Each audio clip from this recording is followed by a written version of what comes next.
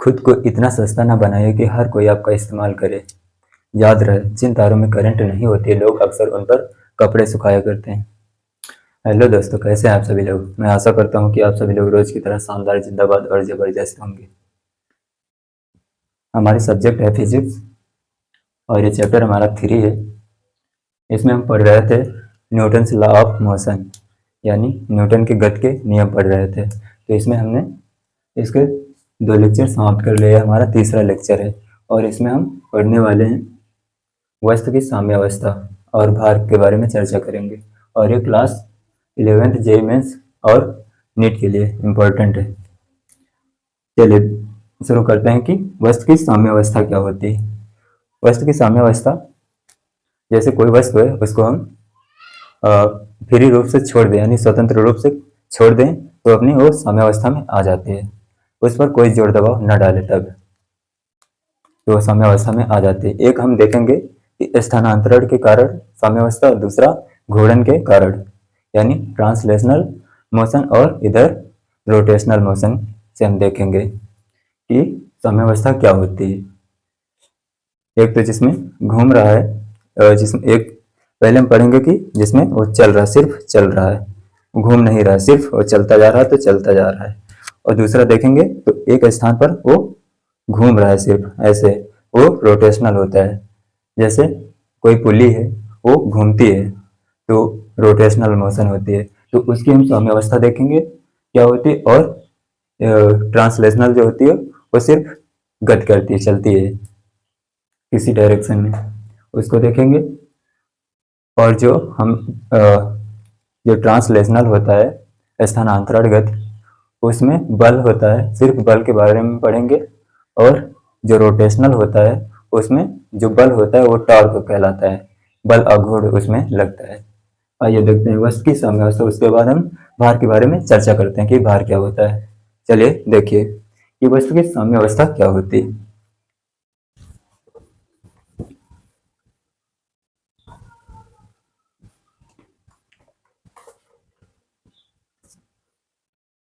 बहुत आसान सा चैप्टर है। मैं उम्मीद करता हूँ कि ये चैप्टर आपको अच्छे से समझ में आने वाला है। अगर नहीं समझ में आए तो कमेंट सेक्शन में 0 लिखना, और समझ में आ रहा तो कमेंट सेक्शन में 1 लिखना। देखिए वस्तु की साम्यावस्था क्या होती है।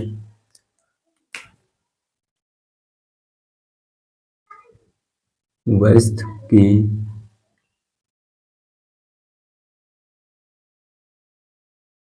साम्यावस्था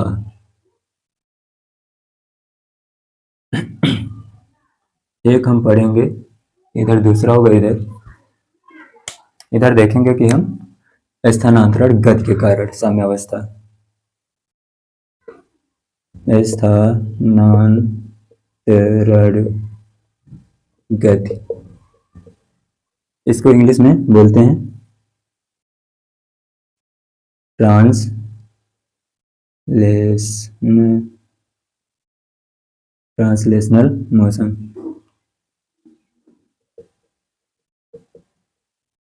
ये और इसमें जो हम पढ़ेंगे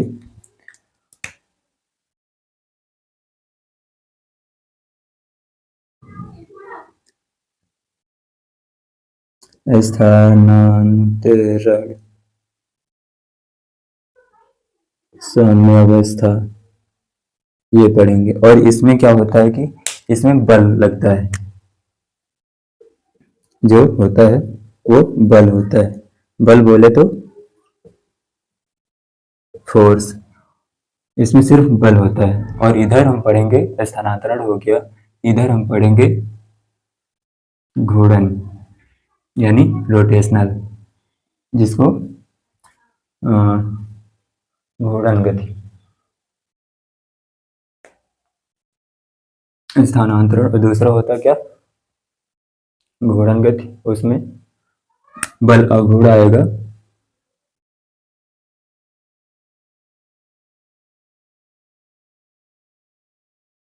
इसको रोटेशनल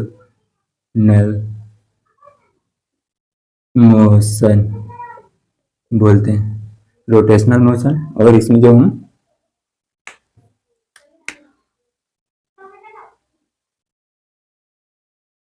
घूर्णन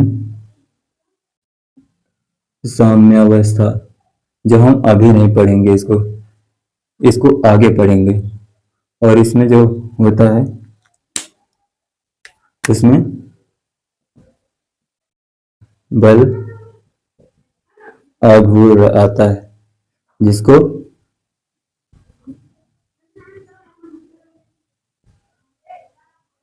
जिसको टॉर्क बोलते हैं।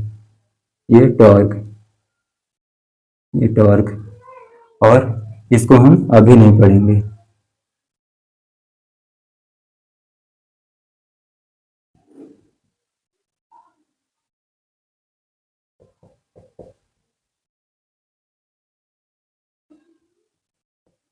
आगे चर्चा आगे चर्चा करेंगे इसकी, अभी नहीं पढ़ेंगे इसको। इसकी चर्चा आगे करेंगे, घूर्णन गति की चर्चा आगे करेंगे। सिर्फ हम अभी इसको पढ़ेंगे कि स्थानांतरण के कारण साम्यावस्था क्या होती है। इसमें जो साम्यावस्था होती है, जैसे हम कोई वस्तु को फ्री छोड़ देते हैं तो उसमें क्या होता है कि उसमें जो त्वरण होता है वो शून्य होता है, और चलता फिरता नहीं। जो वस्तु हमारी है, जो निकाय, वो रेस्ट में आ जाती है, चलती फिरती नहीं है, ना ही उसमें कोई भी बल लगता है, ना तो गुरुत्वाकर्षण का बल लगता है, ना ही कुछ। तो उसमें जो आता है परिणामी बल जो होता है उसका, वो शून्य के बराबर होता है। इसमें परिणामी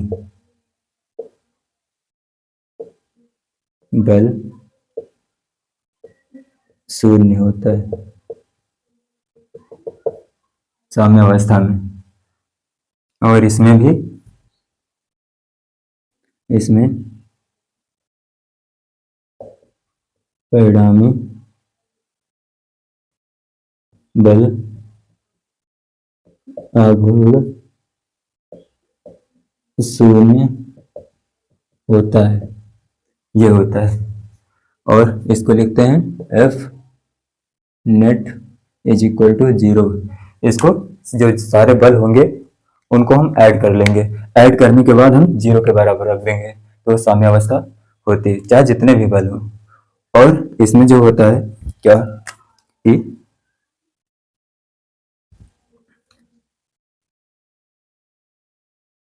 एक्स दिशा के बल अलग कैलकुलेट करेंगे और y दिशा के बल अलग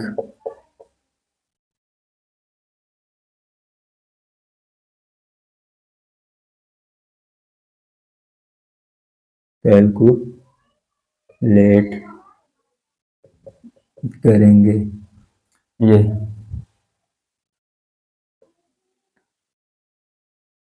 जैसे इधर देखिए, एफ नेट एक्स दिशा का है, ये 0 कर देंगे। और दूसरा एफ नेट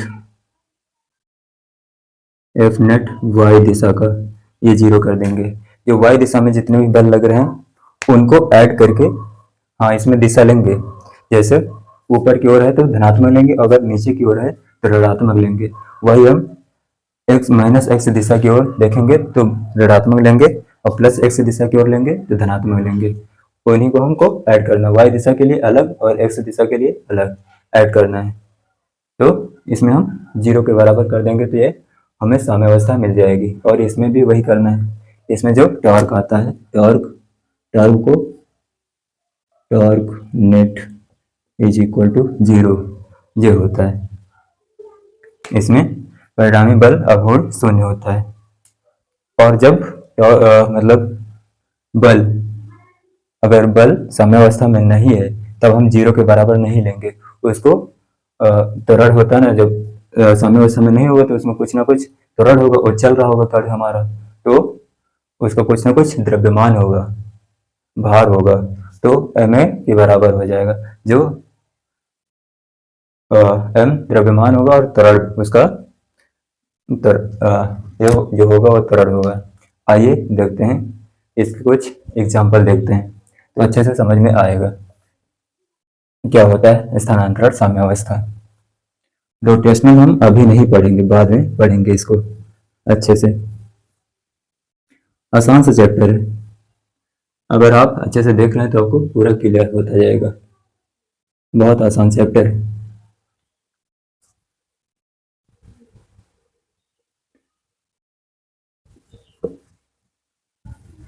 इसके हम एग्जाम्पल कर कर देख लेते हैं तो आपको अच्छे से समझ में आ जाएगा। देखिए एग्जाम्पल,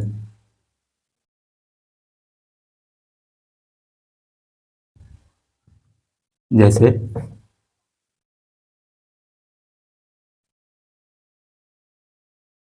ये हमारा ब्लॉक,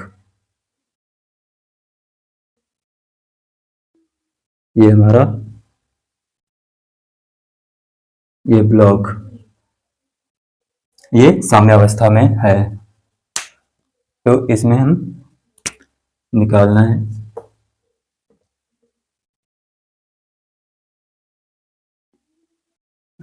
साम्यावस्था।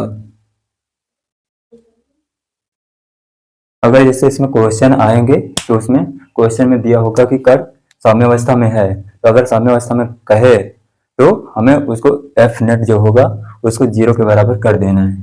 तो इसमें जैसे मान लेते हैं कि एक बल हम इधर की ओर लगा देते हैं F1, और दूसरा F1 नहीं, इधर करते हैं F2, F1 इधर की ओर माइनस की ओर करते हैं F1, और इधर देखें तो इसको करते हैं F3, ऊपर की ओर F4, और एक नीचे की ओर कर देते हैं F5, और एक इधर कर देते हैं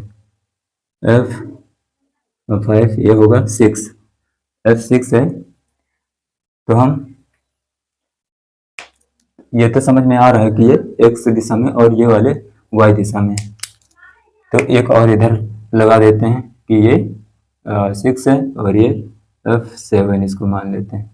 ये हुआ, ये तो समझ में आ रहा है कि ये y दिशा में और ये x दिशा में बल लग रहे हैं, पर ये वाला जो बल है ये दोनों के बीच में लग रहा है।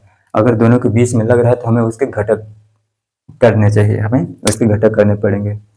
हमने घटक घटक बहुत खेला है, तो आपको घटक करना आता होगा। तो देखिए घटक क्या होंगे इसके।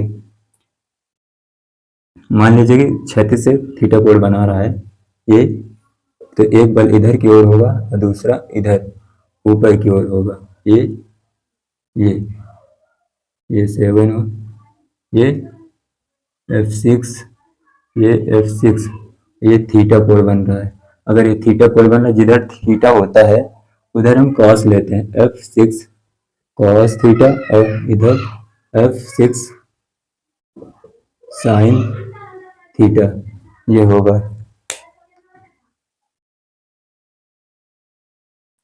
आइए देखते हैं, तो हम x दिशा के लिए हमें इसमें निकालना है F नेट 0 के बराबर, इसको निकालना है ये कि F नेट 0 के बराबर। हम x दिशा के लिए देख लेते हैं, x एक्सिस में बल, ये देख लेते हैं x दिशा में बल क्या होंगे कि x दिशा में कौन कौन से बल है।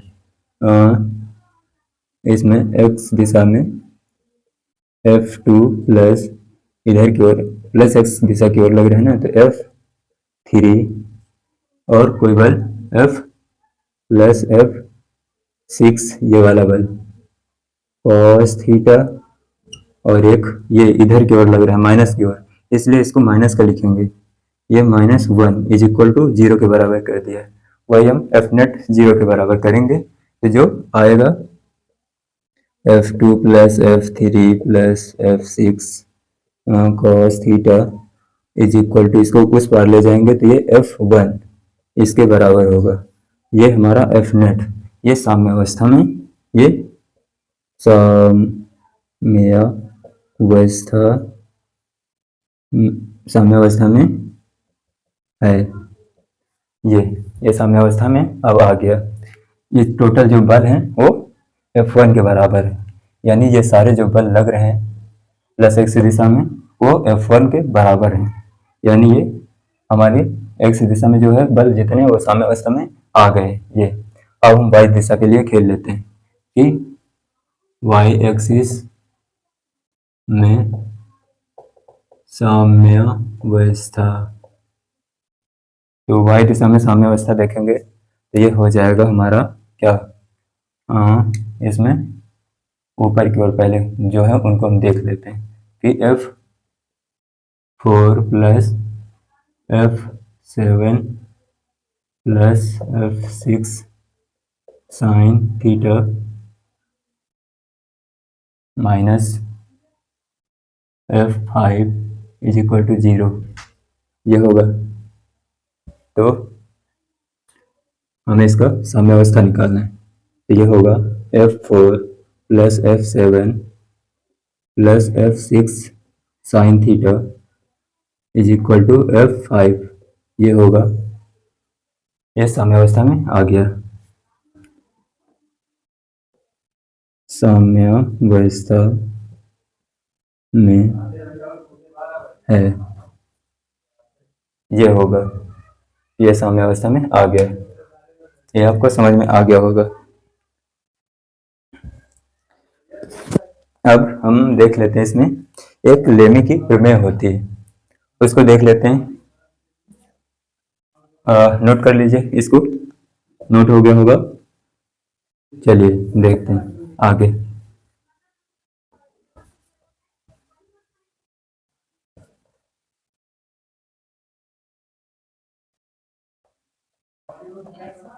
देखिए लेमी की प्रमेय क्या होती है।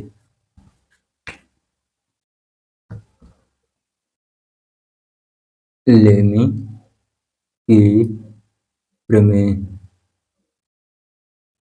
ये अभी काम में नहीं आएगी, आगे चलकर ये काम आने वाली। लेमीज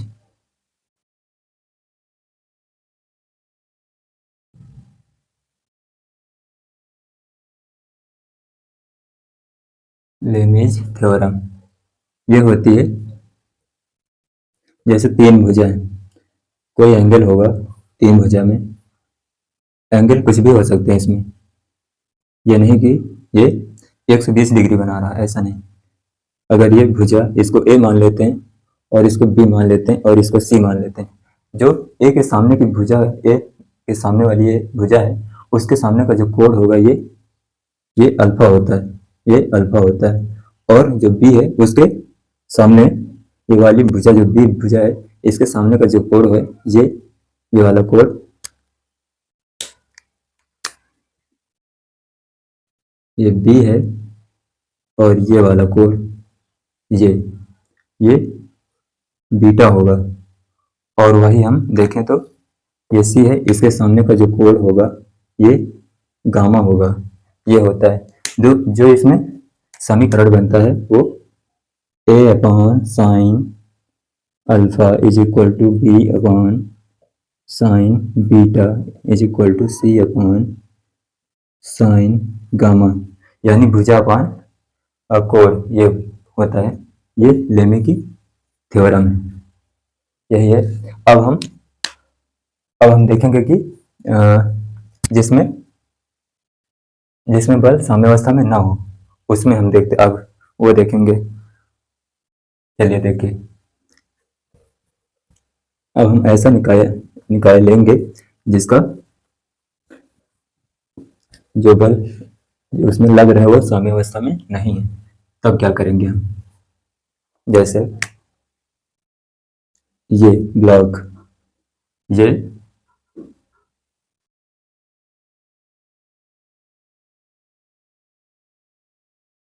साम्यावस्था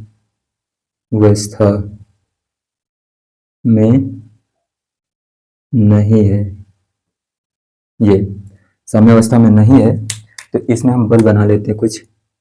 एक बल इधर F1, दूसरा F2, F3, F4, F5, F7, F8,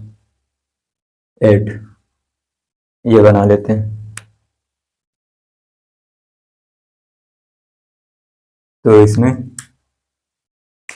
पहले लिख देते हैं कुछ, यानी बल की गति, बल की गति, अभी तक हम पढ़ रहे थे कण की गति, अब हम देखते हैं बल की गति, यानी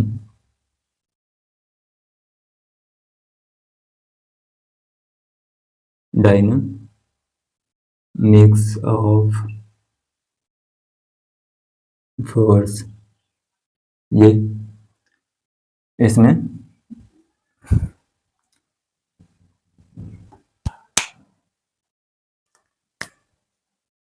जब कण जब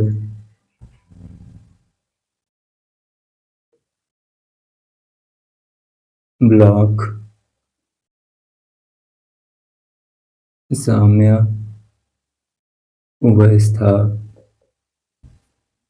साम्यावस्था में नहीं है, तब F net is not equal to zero, ये जीरो के बराबर नहीं होगा, तब होगा F net is equal to MA, ये होता है।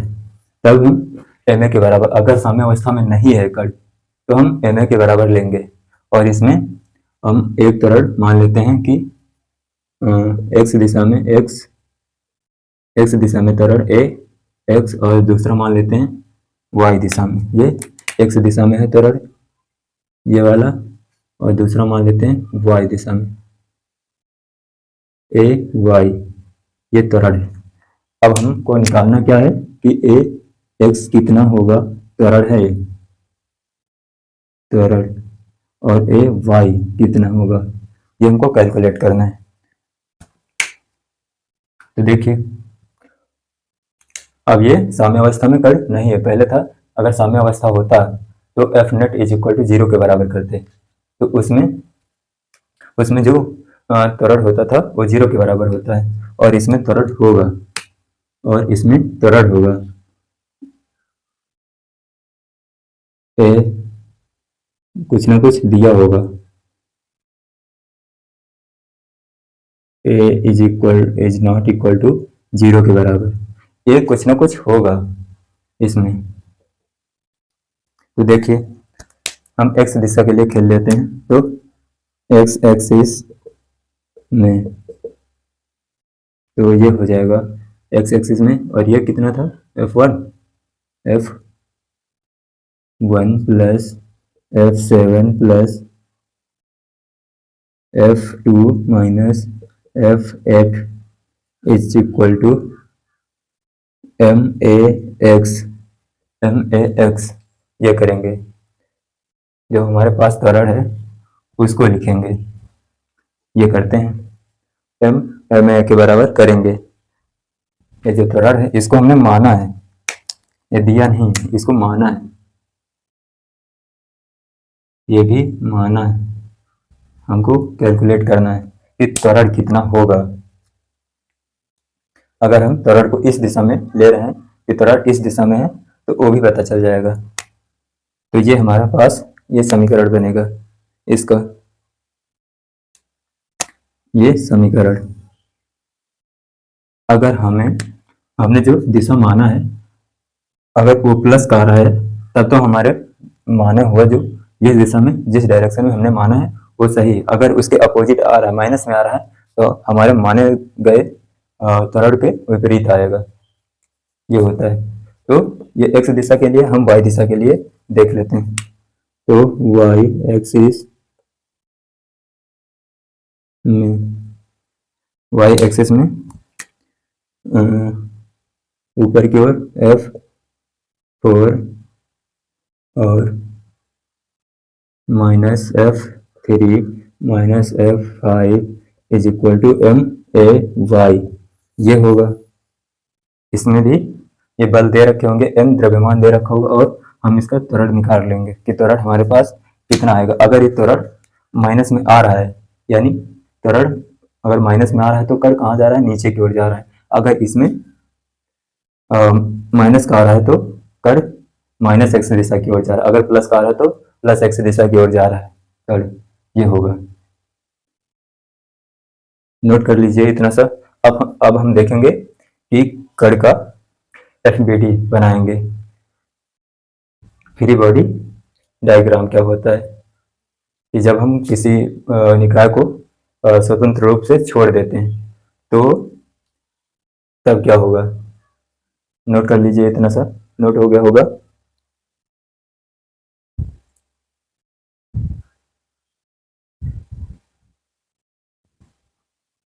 चलिए देखिए, इसमें त्वरण शून्य नहीं होता है। देखते हैं FBD क्या होता है।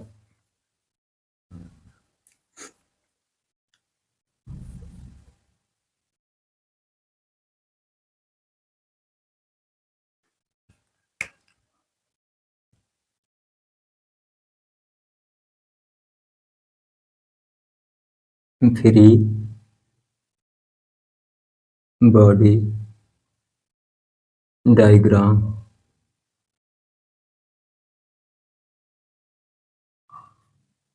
FBD,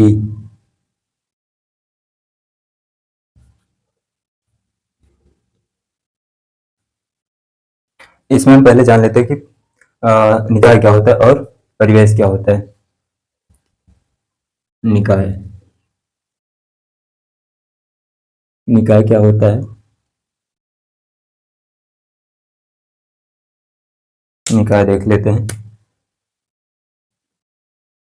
जिन सभी वस्तुओं के समूह का हम अध्ययन करते हैं, निकाय होता है। और जैसे निकाय है कुछ भी जिनमें सारी वस्तुएं हम एक साथ लेते हैं तो हमारा निकाय बन जाता है। और परिवेश क्या होता है, जो इनमें से जो निकाय से बच गई वस्तुएं वो परिवेश कहलाता है। बची हुई वस्तुएं जितनी भी हैं वो परिवेश कहलाती हैं। बची हुई शेष वस्तुएं परिवेश होती हैं। और इसमें जैसे हम बना लेते हैं, ए है, बी है, सी है, डी है, ई है, एफ है। ये हमारे पास कितने 6 पॉइंट हैं, 6 पॉइंट हैं। तो हम जैसे इन चारों को हम एक साथ ले लें, अगर इन चारों को हम एक साथ ले लें तो ये हमारा निकाय बन जाता है, ये निकाय होता है। बाकी ये जो एफ है ये परिवेश हो जाता है। ये जितने एफ है डी है ये परिवेश के रूप में होते हैं। जो निकाय हमारा ये है पूरा, जिनको हम एक साथ ले लेते हैं जिन वस्तुओं को, वो हमारा एक निकाय बन जाता है, ये होता है। अब देखते हैं हम कि परिवेश क्या होता है। ये तो समझ में आ गया होगा कि निकाय क्या होता है, परिवेश क्या होता है। अब हम FBD बनाते हैं वस्तु का।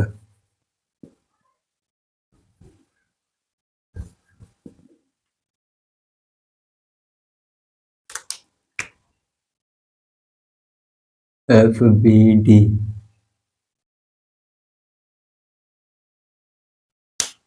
इसमें जब बनाएंगे हम तो क्या होगा कि जैसे वस्तु है हम उसको मुक्त रूप से छोड़ देते हैं, यानी निकाय से हम उसको अलग कर देते हैं।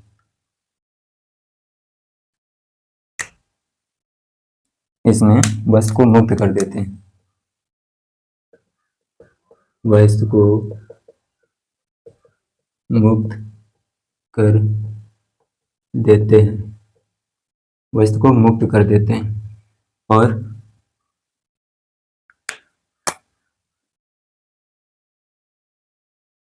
FBD उन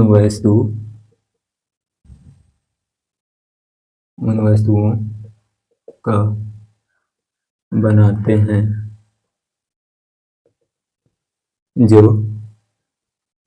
निकाय से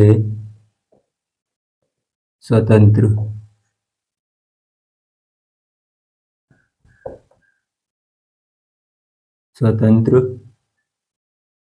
हैं।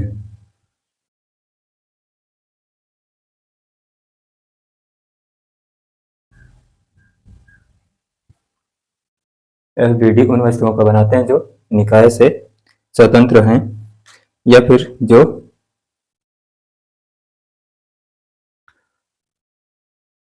फिर जो आसपास की वस्तुओं पर उस वस्तु पर लगाए गए बल, उस पर लगाए गए बल होता है। तो देखते हैं, स्वतंत्र है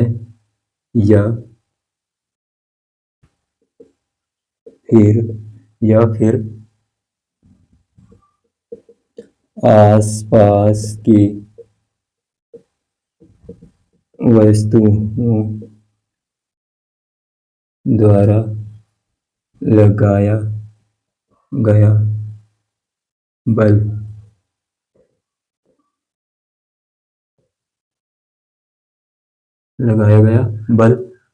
होता है। आसपास की वस्तुओं द्वारा लगाया गया बल होता है। इसमें वह बल नहीं बनाते हैं जो कि आसपास की वस्तुओं पर लग रहा है। इसमें वह बल नहीं बनाते हैं जो कि आसपास की वस्तुओं पर लग रहा है। अब सही हो गया। जैसे एक पगला ये, इसको ए मान लेते हैं, और ये बी, ये पगला, इसने इसके मान लेते हैं 10 रैपट जड़ दिए, और उसके बाद इसने इसके कम से कम 15 जड़ दिए, 15 रैपट जड़ दिए। और ये क्या किया, ये जाकर के इसको अपने ताऊ को बुला लाया। ये आ गए इसके कौन, ताऊ। अब ये क्या किया, ये ताऊ हैं, ये ताऊ इन्होंने क्या किया कि इसको कम से कम 20 रैपट जड़ दिए, और इसको भी जड़े कितने, इसको मान लेते हैं 10 15, 5 रैपट जड़ दिए। इसके 5 जड़े और इसके 20 जड़े, बी के 20 जड़ दिए। और उसके बाद इसने क्या किया कि इसने भी किसी ताऊ को बुलाया, ये सी था, इसको सी मान लेते हैं। और इधर एक डी, ये ताई आ गई, ताई। तो ये क्या किया कि इन्होंने इसको इस बार जड़ दिए कितने, 50 रैपट जड़ दिए। कुछ नहीं बोला, आते आते 50 रैपट जड़ दिए, और इसको भी जड़े, इसके मान लेते हैं 40 रैपट जड़ दिए। तो अब हम FBD बनाएंगे ए का, और FBD बी का बनाकर देखते हैं क्या होता है। जो FBD हम बनाएंगे ए का, जैसे हम बना रहे हैं ए का FBD बनाएंगे, तो ए पर जितने भी बल, जितने भी रैपट जड़े गए उनको ऐड करेंगे कि FBD बना रहे हैं इसका,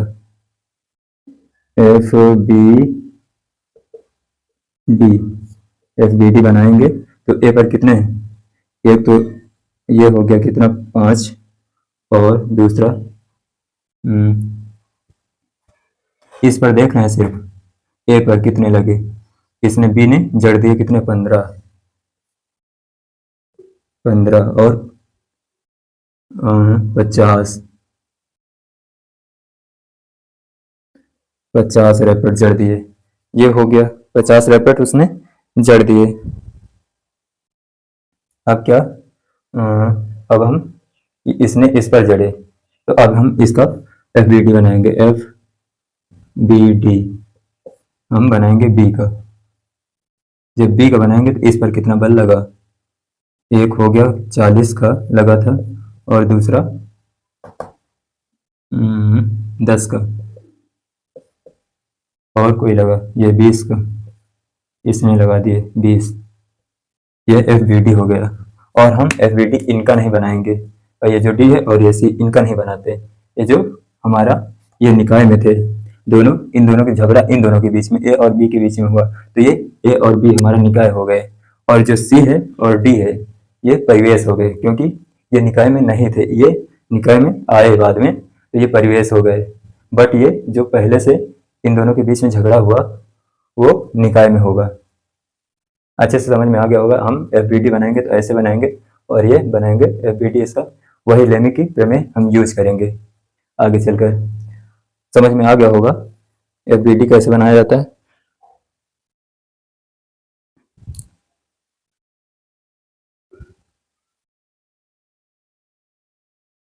चलिए देखते हैं कि अब बल बल के प्रकार देख लेते हैं, बल कितने प्रकार के होते हैं।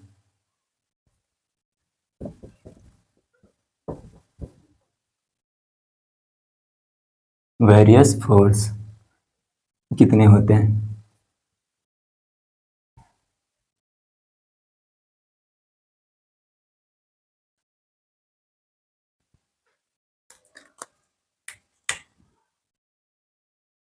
बल के प्रकार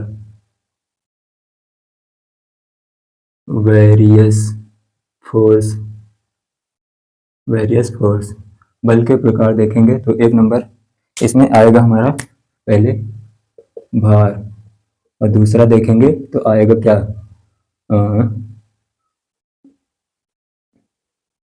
अभिलंब बल, और तीसरा तनाव यानी टेंशन, तनाव, इसको भार यानी वेट बोलते हैं, और इसको नॉर्मल फोर्स, और इसको तनाव बल यानी टेंशन।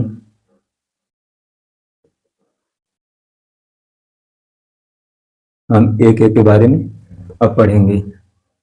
चौथा होगा, 3 हो गए, 4 हो गए, और ये होगा कौन सा,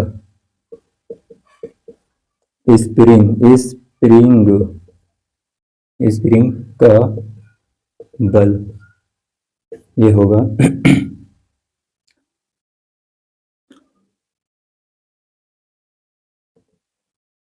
फोर्स ऑफ स्प्रिंग। और जो पांचवा होगा हमारा वो होगा अभिलंब बल, तनाव बल, स्प्रिंग बल, ये आएगा आभासी बल, और ये छठवा होगा घर्षण बल, फ्रिक्शन, फ्रिक्शन फोर्स, और ये होगा सूडो फोर्स, सूडो फोर्स, इसको सूडो फोर्स भी बोलते हैं। और ये हो गए। चलिए हम एक एक के बारे में पहले पढ़ते हैं। हम इसके बारे में अब पढ़ेंगे कि वेट क्या होता है, भार क्या होता है। हम धीरे धीरे एक एक बल को हम सटाएंगे। हम भार से शुरू करते हैं, भार क्या होता है, उसके बाद हम अभिलंब बल पढ़ेंगे, तनाव बल, स्प्रिंग का बल, आभासी बल क्या होता है, और घर्षण बल। घर्षण कहाँ गया, ये घर्षण बल, जिसको फ्रिक्शन बोलते हैं। चलिए देखिए कि भार क्या होता है।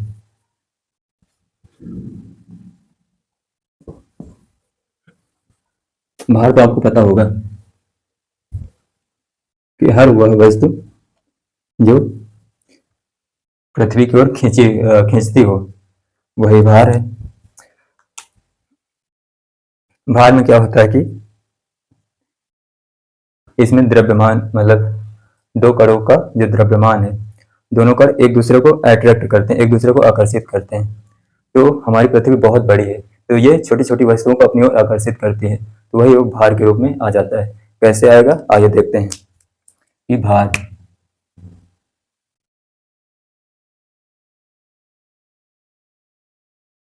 ये रहा भार।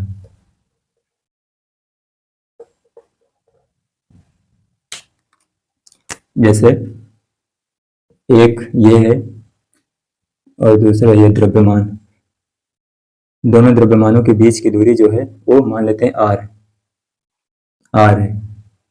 तो इनमें एट्रैक्शन होता है, ये इधर की ओर लगेगा, इसमें बल एक इधर लगेगा, एट्रैक्शन होता है इसमें। तो जो F होगा इसमें गुरुत्वाकर्षण का बल लगता है, F इज इक्वल टू ये समानुपाती होता है, समानुपाती हटाएंगे, ये प्रोपोर्शनल का निशान होगा इसमें ऐसे, तो इसको जब हटाएंगे तो कांस्टेंट आएगा हमारे पास G, जो गुरुत्वाकर्षण का बल में आता है G, और ये m1 m2 अपॉन ये जो बीच की दूरी होगी दोनों की, इसका स्क्वायर हो जाएगा। और जो m1 एक पृथ्वी का द्रव्यमान होगा, एक कण का द्रव्यमान होगा। तो इसमें जैसे हम m1 कर देते हैं, इसको m1 इधर कर देते हैं, m1 is equal to me यानी पृथ्वी का द्रव्यमान देखें तो। और जो g होगा, g को पढ़ा है आपने कि इसका मान 9.81 मीटर पर सेकंड स्क्वायर होता है, इसको हम 10 मीटर पर सेकंड स्क्वायर मान लेते हैं, इतना मानकर चलते हैं। तो जो g की वैल्यू होगी, g इज इक्वल टू, ये होता है कहाँ से आया, ये वैल्यू टोटल कहाँ से आई, तो वो देखें, तो ये होता है g m e जो पृथ्वी का द्रव्यमान है, r e स्क्वायर, ये इतना, ये इतने के बराबर होता है। जब हम देखो, ये जो पृथ्वी की जो त्रिज्या है, जो पृथ्वी की त्रिज्या है वो तो कभी बदलेगी नहीं, इसलिए हम इसको हम कांस्टेंट के रूप में मान लेते हैं कि ये नियत हो गई, बदलेगी नहीं। जो उसका द्रव्यमान है, पृथ्वी का द्रव्यमान, वो भी कभी चेंज नहीं होगा, और ये कांस्टेंट समानुपाती वाला लगाते हैं। तो इसकी वैल्यू होती है कितनी, जी की वैल्यू होती है 6.67, इतनी जी की वैल्यू 6.67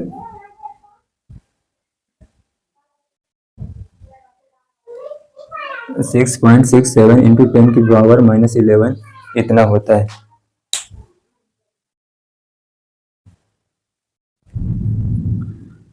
ये जो जी की वैल्यू होती है इतनी होती है, और ये जो भार है हमारा, ये भार पृथ्वी का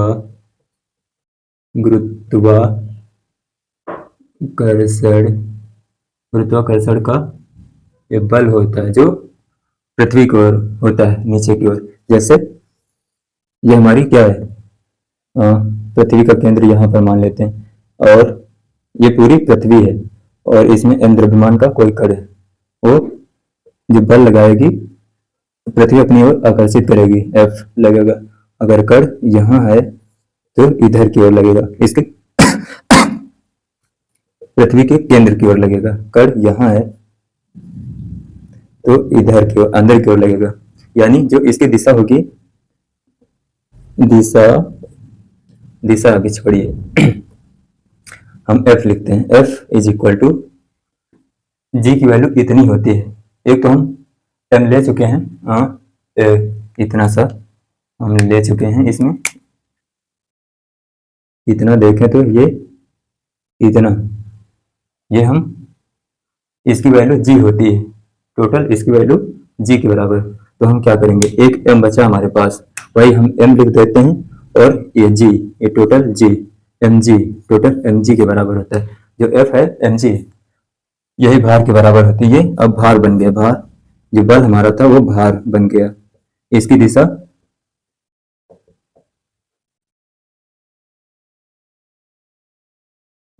ऊर्ध्वाधर से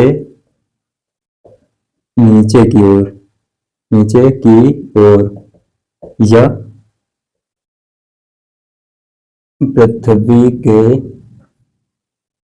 केंद्र की ओर, मतलब ये पृथ्वी हमारी, इसके केंद्र की ओर बल लगता है, वही होता है।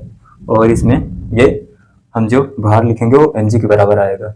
mg हमेशा किधर की ओर लगेगा, mg हमेशा नीचे की ओर लगेगा, हमेशा इसकी दिशा नीचे की ओर होगी।